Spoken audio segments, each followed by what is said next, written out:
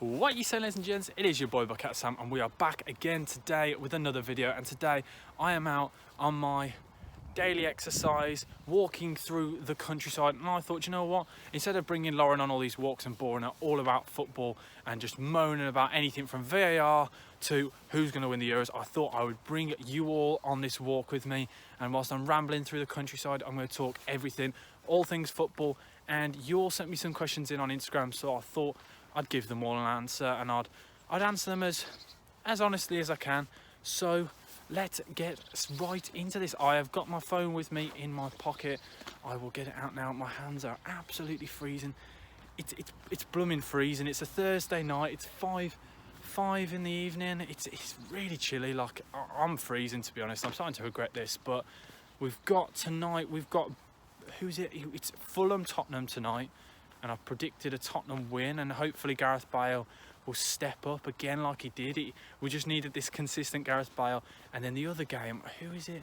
Everton West Brom. That's a huge game for Sam Allardyce's side, a big game, and I think it's vital for them. But it's also a big game for Everton, because we've seen the likes of the top six really struggle this season, and this is their moment for them to really push on. And all that money they've spent over the last 5 or 6 years, this could be their moment, that they can actually see the results at the moment coming in. And I do think they will make the top six, and that might be considered controversial with some people and upset a lot of Liverpool fans. But Liverpool, I think actually, if Everton win their game tonight, they'll go joint points with Liverpool with a game in hand, which is huge actually, considering the Liverpool side we've seen in recent years. But I know they've been unlucky with injuries. I don't think it's as big a problem as everyone's making out. I do think it's mainly down to injuries, because Van Dijk's big, but then the Gomez, Matip, and to be honest, Matip's awful in my opinion. But Matip, they've had Mane outs in parts, Henderson the last couple of weeks, so it's not looking good for Liverpool. And I do really feel for the side. So let's get right into it. And I know I've just literally read the very first question, and the very first question is sent in from Josh. Thank you, Josh, for this question. It is, who will win the Euros this year? And before I answer that question, it is looking positive, and I do hope we can get the Euros in England this summer. It would be absolutely mad. Could you imagine the limbs? Oh, geez, I can't wait just to get back in the pubs, seeing all the lads, just having a few bevies, watching the football. Watching England probably disappoint us, because my worry is this year, we've all got our hopes up, and that's never good. And we have done in recent years, but for some reason everyone's talking about this golden age. But in my opinion, I'll get onto it in a bit, I don't think England are as good as everyone's making out. But who, in answer to your question, Josh, who will win the Euros? For me, I do think, I know this will be considered quite a bit of a cop-out, but I do think, let that car go by. Oh, and here comes another one. Only problem, walking down the roads. I do think, for me, and I know this will be considered quite a cop-out, as I just said, but I do think France will win it this year. Their side, they're just well balanced, and they've got some absolute top-class players. The fact Mbappe on his own is brilliant, but then they've got the likes of Griezmann. But the thing is, for me, they've got solidarity at the back, and that's the problem with England and a lot of other top sides. Germany are going through transition, bringing in that youth. Same with Spain. We're seeing quite a few youngsters coming through, but they've still got a lot of old players, such as like Jesus Navas, who's been back in the squad in recent years, playing right back, and he's looked brilliant. But I do think, looking at the Spain and Germany side, I do think they're in transition, but they are winners, so they could upset us all. It's got to be France. Yeah, I'm sticking with it. I do think it'll be France this week. France this year. The side is just, as I said, the solidarity at the back. The players like Kimpembe, Pavard, the Hernandez brothers. So it's a shame, because I do think we've got a lot of good English crop coming up in the last few years, but I don't think it's enough to beat the likes of France. Because you look at France, even looking at their midfield, like Kante, no one seems to be discussing Kante anymore. And it's just a good side. It's a well-balanced, well-drilled side, and we saw in the World Cup when they took that, and they absolutely destroyed it in the World Cup. And I do think they will destroy it in the Euros. It's a real shame. So, in answer to your question, Josh, and I know I should waffle, but that's the whole point of this. It's just me waffling on my walk. I do think, and I'm going to stick with it, I do think France will win. I just can't see it. And the next question, I know this one because I thought this was a brilliant question, is from Jake. Brilliant question, mate. This was, would I change my England 11 that I did in a video about 2.5 months ago now, I'd say, maybe longer. It's one of my, I think it's my second ever video. I would say go watch it back, but I'll just look really uncomfortable on it. It was at the start. I wasn't getting used to being in front of a camera, and I feel like I'm getting better. You'll probably say differently, but I feel like I'm getting more comfortable. But I would change a lot about my England team. I can remember it to this day, the England team. I said Henderson in goal. And I know David De Gea's out at the moment. I think it was some family problems or personal issues. But Henderson's actually got a start. And he got a clean sheet last night against Crystal Palace. But Man United don't look good at the moment. But that's not a point. Henderson, I probably wouldn't have Henderson in goal. Even though this bloke has literally got... He plays like he's got 2 left feet. It's Nick Pope. He's an absolute brilliant shot stopper. I think he's ranked 3rd on the expected goals saved. But he's just, for me, he just can't kick. We've seen it for many years, but we've just got to take the hit. He's a brilliant shot stopper, so I do think we have to play Nick Pope. And if Pickford gets anywhere near this team, I tell you now, we will not win the Euros. Pickford, with his little hands, is just... awful. His little hands, he's just awful. I've been saying it for years. He's like a T-Rex. The bloke is just a walking disaster, an absolute mistake. Can you believe how much Everton paid? Like reported like 30 million. Looking back now, the Northern lad. He comes across as a nice bloke, and he has performed for England. But we've seen in recent years for Everton, he's made mistake after mistake after mistake, and quite clearly Ancelotti wants to get another player, and he got Olsen in, but they've been linked with a lot of keepers, and I do think they will get a replacement in this summer, even though he has played very well in recent. But I do think Pickford is awful, so it's got to be Pope in goal. And then at right back, I said Alexander-Arnold, and I feel like there's 2 players in the England squad that the players could literally score 10 own goals. And Gareth Southgate will pick him. I don't know if they've got Gareth Southgate's nudes or something. I don't know what they've got against him, but you know, and we all know, Alexander-Arnold and Harry Maguire will both play no matter what. And I disagree. I look at all the right backs and everyone's saying we're blessed with loads of right backs, but I don't think it's as good as everyone's making out. So I do think Alexander-Arnold is our best right back. And centre backs, as much as I know, Harry Maguire should not be in the squad. I don't think he should even be in the squad, let alone starting. But Gareth Southgate loves him because he runs out the back with the ball. Anyone can run out the back. I can run out the back. He runs like, it's horrible. I literally hate the player. So for me, I would prefer if we played Ben Godfrey or Holgate or Keane, Stones. Stones has to start, and he wasn't even in my team, but 2.5 months ago, Stones was forgotten. He was a forgotten man at Man City. The bloke literally... Well, he was forgotten. That's literally all I can say. He was linked with Arsenal at one point, I remember. But it's mad how Diaz has changed him and his playing style. So I do think John Stones will probably play with Harry Maguire, but I'd probably get rid of Harry Maguire if I could. And who would I play? I'd probably play Michael Keane. I do think Michael Keane... I was never a massive fan of the former Man United player and Burnley player, but he has been class this season. So probably for me, Alexander-Arnold, Michael Keane, John Stones, and then left back, who'd have thought it? Luke flipping Shaw. Where the hell has this bloke come from? The skinhead went missing for years, and all of a sudden, this, like, last 2 months, he's come back. I said Chilwell, and Chilwell can't even get in over Alonso. And Alonso's about... I think he's old enough to be my granddad now. Like, Alonso is the slowest man ever. I can literally run backwards faster than him. I would show you, but I'm too cold. But... for me, in no way can Chilwell be in that squad. He's not good enough, and I do think Luke Shaw has been class this season. I'm pretty sure he's created the most chances as a fullback in the Premier League. You can go research that, but it's got to be Luke Shaw at left back, and then the midfield, and this is where, for me, England are awful. Our central midfielders are not good enough when you compare them to other countries, and this is my problem why we won't win. And who would I play? Declan Rice, I'd definitely play as a holding midfielder. I wasn't a huge fan, but since he's got Souček next to him, he has really stepped up his game, and he's putting in captain performances for a West Ham side who might qualify for the Champions League. Absolutely mental. But yeah, I definitely think Declan Rice should start Who would I play alongside? At one point, Calvin Phillips has been looked at, but he's been injured for too long. Henderson, if he's back, we'll say if Henderson's back, it'll be Henderson, but I'm going to say Mount. I like him in a deeper role as a box-to-box midfielder. So if we play Declan Rice as a holding midfielder, then Mount as a box-to-box midfielder, and so we play the two of them, so we play a 4-2-3-1. That's, in my opinion, what we should play. So the 4, as I've said, then the 2, Mount and Rice, and then the 3, so I'd have Grealish on the left. It's got to be Grealish. He's been absolutely insane this season, and we've seen that Grealish FC, when he's been out, they've just lost to Sheffield United. Like, Sheffield United, what the hell is going on? We've seen how brilliant the player is.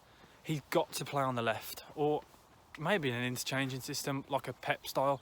So I'd go behind the striker's got to be Foden. I know he doesn't get that, he doesn't play week in, week out, as I know, because I've had him in my flipping fantasy team, thanks Pep.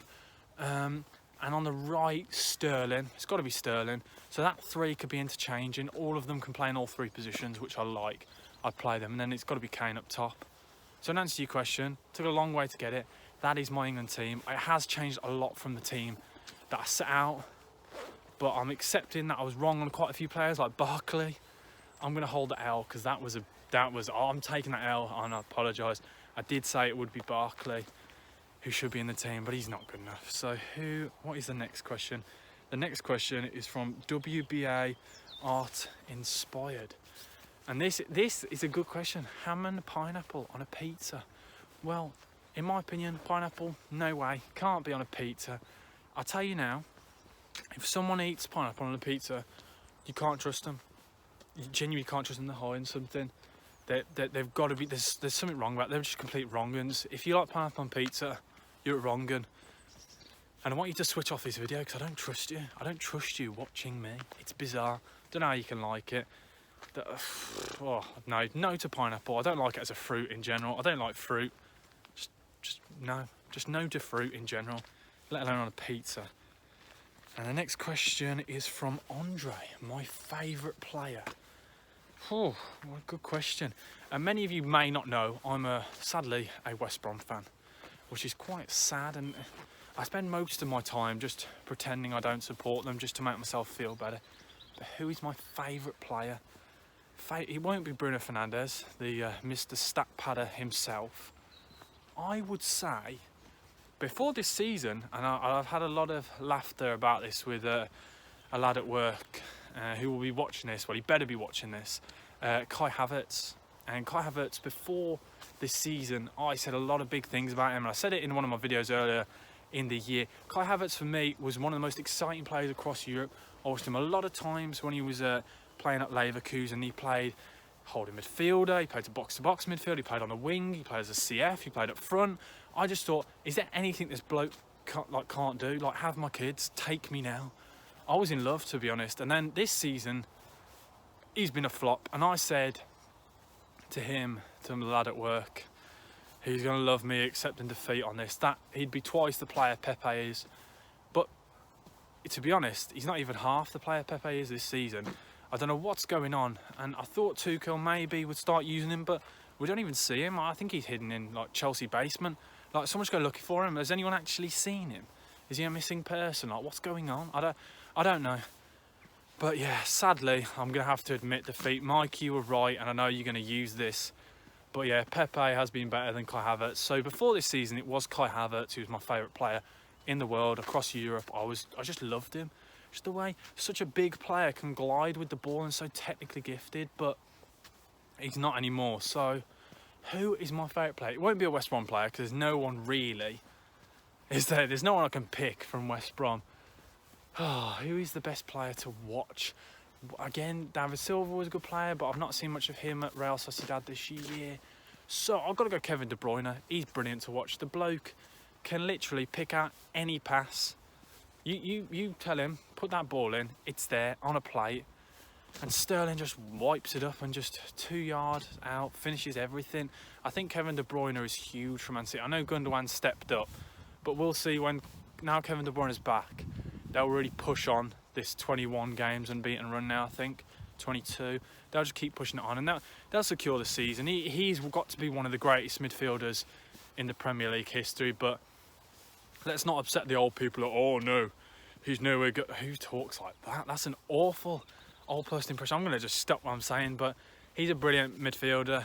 He plays on the right side of a 3, and I do love him. He's got to be my favourite player at the moment.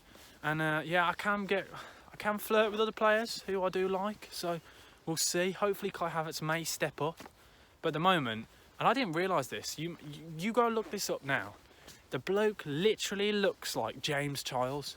If you look at him, you know the makeup, is he makeup? Yeah, he does something like makeup, I don't know, Lauren watches him all the time, but you go watch, he literally looks identical to James Charles. I'm convinced they've done a swap deal or something, because he's playing like James Charles, to be honest. He's just awful. I don't know what to say. It's really upsetting because I was really excited for Kai Havertz, and I did probably speak too much and big him up way too much and got way too excited. I'll probably have to take all the wallpaper down and the shrine in my bedroom to him. But anyway, here's a good looking chap. My top 3 youngsters in the Premier League from Connor. That's a good question. Ooh. One player who definitely isn't going to be in there has got to be Mason Greenwood. And I know a lot of you are Man United fans, and I've got a big Man United following. But I don't think he's as good as people are making out. I think he's good, and he will be good, but the bloke has scored, I think, either 1 or 2 goals this season in the Premier League, and he's played 21 times, 1 assist. And he does start a lot. And the more I watch him, the more I'm not sure. I know he's a brilliant finisher, but his positioning, sorry. He's just technical ability. I watch him and I don't think, I don't get excited to watch him. Maybe I need to watch him more and look out for more things, but I don't think Greenwood's got to be in there. Number 1 has got to be Foden. Foden's been absolutely class this season. I've always liked Foden. I've watched him quite a bit, but the one who came from absolutely nowhere this season, who'll really surprise me, because I wasn't that convinced, is Saka. For Arsenal, the bloke has been insane. He should be in England squad this summer. He's been absolutely ridiculous. Most goal contributions for a teenager in all of Europe's top 5 divisions. He's just brilliant. I love him. He can play anywhere. Literally, you stick him anywhere, he will perform. And he carried Arsenal. When Arsenal were in a really bad place, at one point they were with West Brom in a relegation battle. He's brought them out of that. Not on his own, obviously. He had help with Emile Smith-Rowe. I think Emile Smith-Rowe is good, but I don't think he's the top 3. So I'd go number 1, Foden. Number 2, Saka. And who is my 3rd best youngster? Oh, what a brilliant question. Do you know what? I'll have a think as I'm waffling on to you guys, and we'll move on, and I might come back to it. I'll have a think as I'm talking. So I'll move on to the next one. That's a brilliant question, Connor, because I can't actually decide. Oh, and this is another question from Connor. Earliest football memory? Well, as I said, I'm a West Brom fan, so I wiped most of my early days out of my memory because it's not been bad being a West Brom fan, but there's been some dark years. One thing I do remember is going to Wembley with stopping over with my family, watching West Brom play Derby in the playoff final. Really excited. I remember maybe it might have been 8 or something. I remember being so excited because we stopped in London. Really excited, thinking we're going to win this. And I remember in the Travelodge the day before, I think his name was Hopkins. He was a right back for West Brom at the time, and I slagged him off.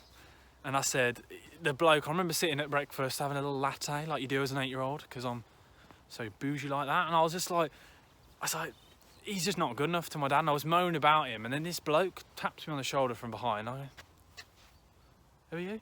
And he says that he's Carl Hopkins' dad. Is it Carl Hopkins? Sorry if I got it wrong. I think it might be Hodgkins, Carl Hodgkins.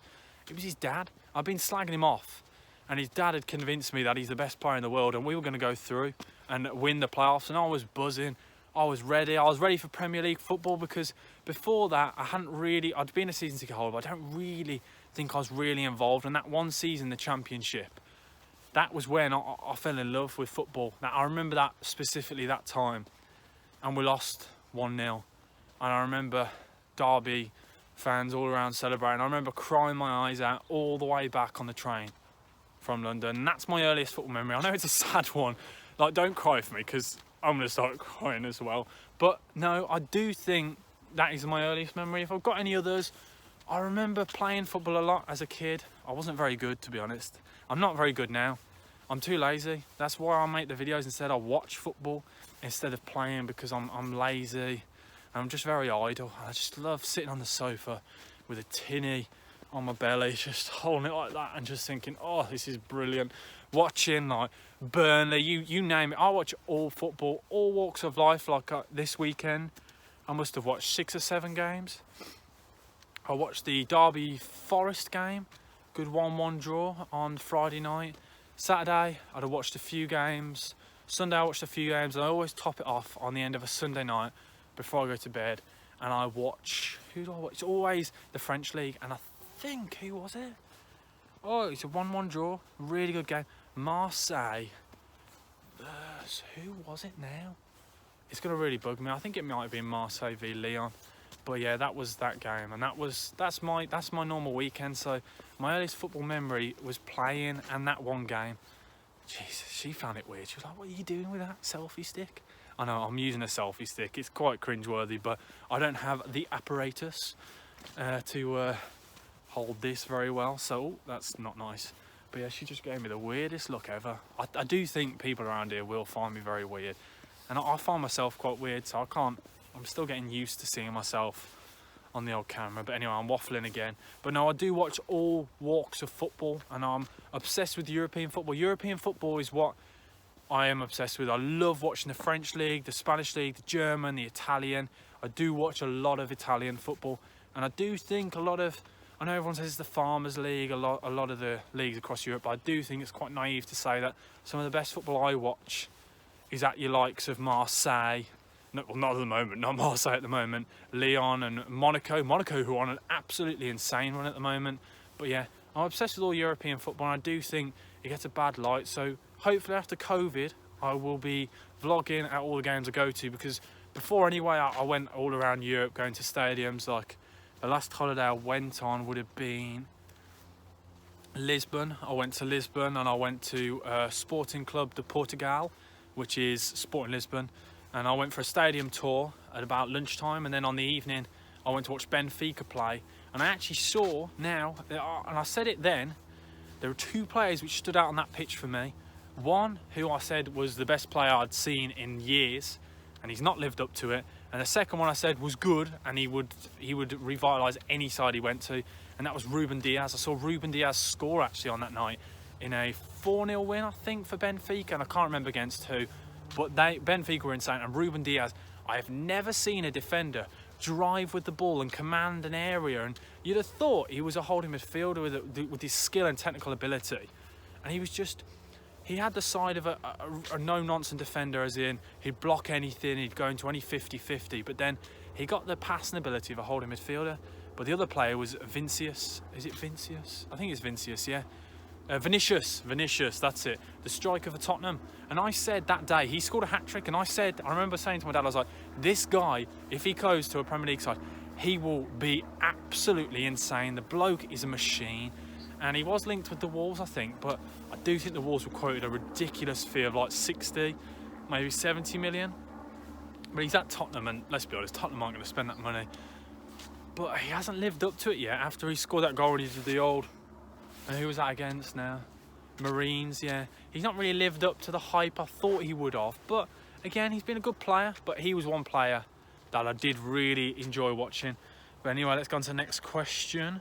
My next question is, if you weren't a West Brom fan, who would you support? Well, one thing, if I wasn't a West Brom fan, I'd probably be a lot happier in life, because it's quite sad at the moment with Big Sam at the wheel going into the Championship. But I don't, to be honest, I don't get too worked up about West Brom.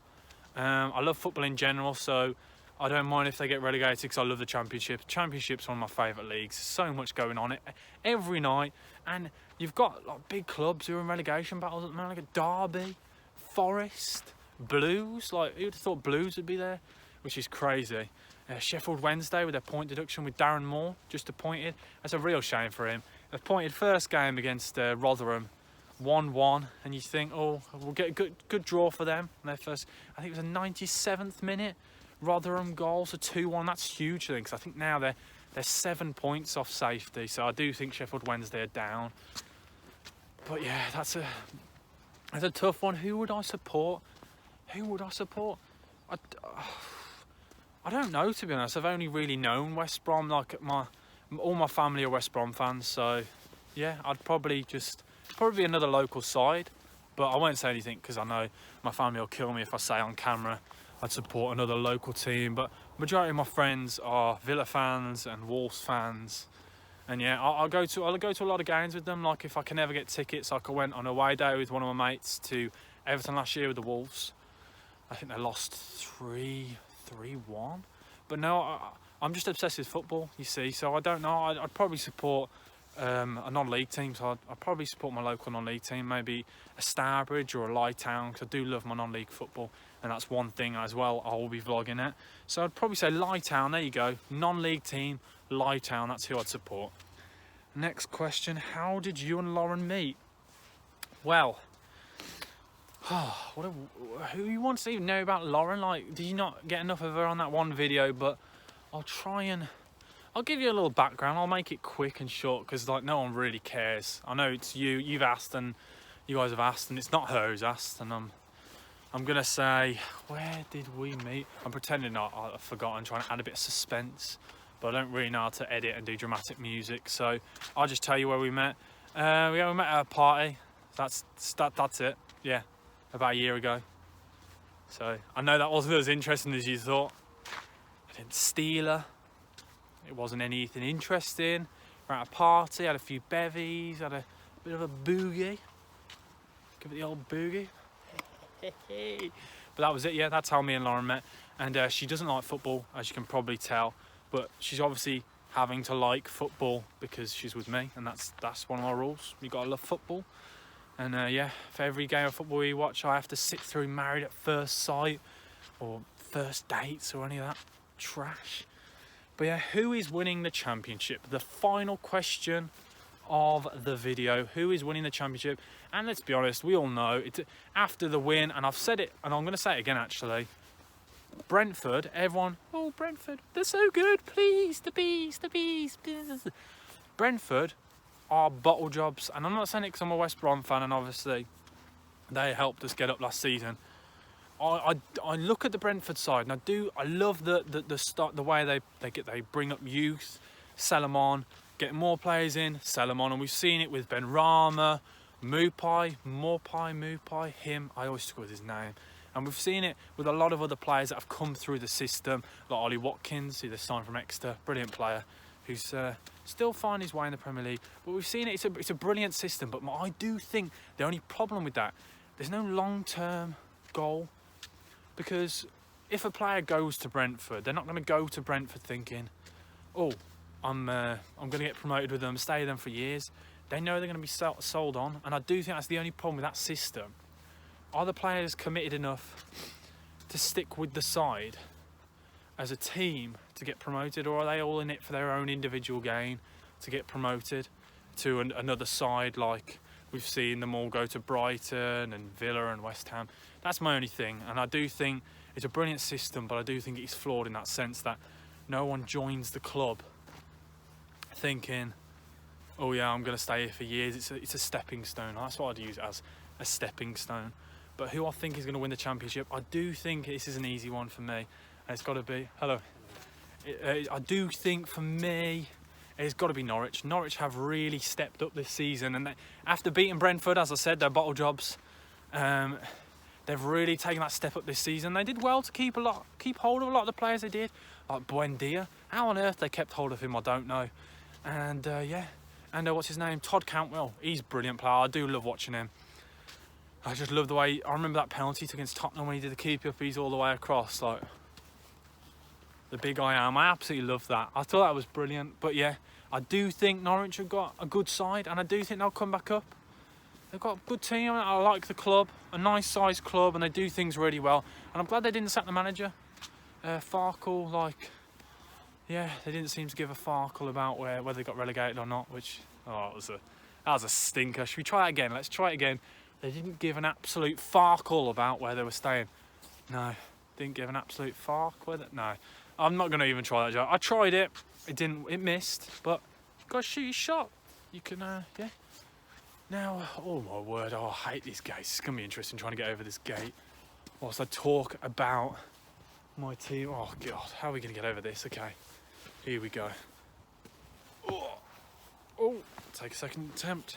There we go, and we are over.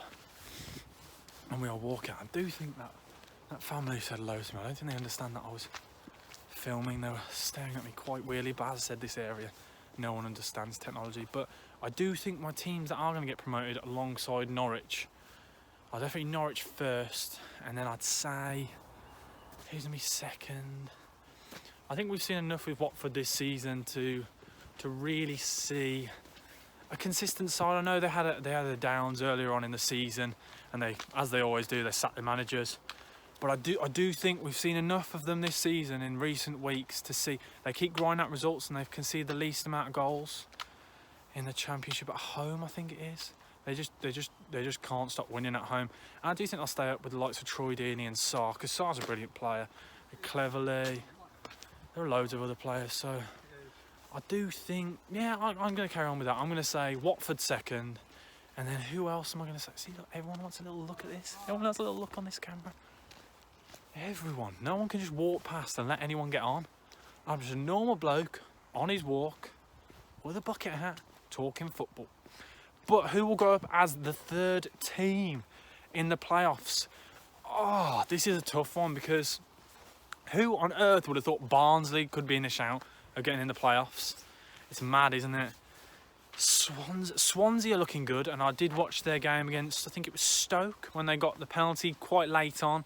So that's Stoke's playoffs hope going really. I'm going to, do you know what? I'm going to leave the playoff, because it's always hard to call the playoffs. I tried calling it last year. I put a tenner on with my manager at work that who was the 4 clubs in the playoffs? It was Brentford, Fulham, Cardiff and Swansea. And I said a tenner that a Welsh team go through in the playoffs. And I remember they both went through the first leg winning. And I thought I was winning. I thought, ooh, bring me that moolah.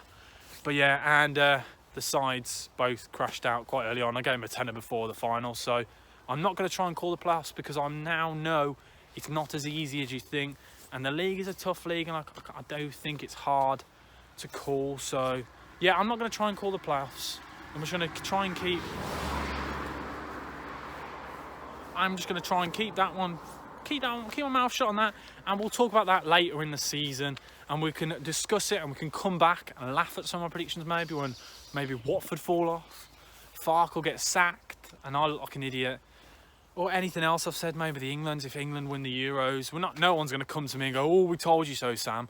We'll all be happy. So I don't think, as I said earlier, England are going to win the Euros. I'm sorry, guys. And I'm going to leave it on that note, and this is my first walk on the rambling series, maybe. Yeah, we'll have a discussion. Let me know in the comment section below what you want, and I hope you enjoyed this. This is just me going on a walk, and yeah, I'll do this every now and then, just talk football. So anyone asks me anything they want me to discuss, any topics, maybe next time we'll talk about VAR, but I just can't be asked to talk about it. I've moaned too much about VAR to talk about it right now. So yeah, boys, Buckethatsam over and out. I hope you've enjoyed it. Please like, comment, subscribe. Let's try and get to 1k. I'm trying to get to 1k by my birthday in June. That is the aim. I think we could do it. We're strong enough. Please like and subscribe. Buckethatsam over and out.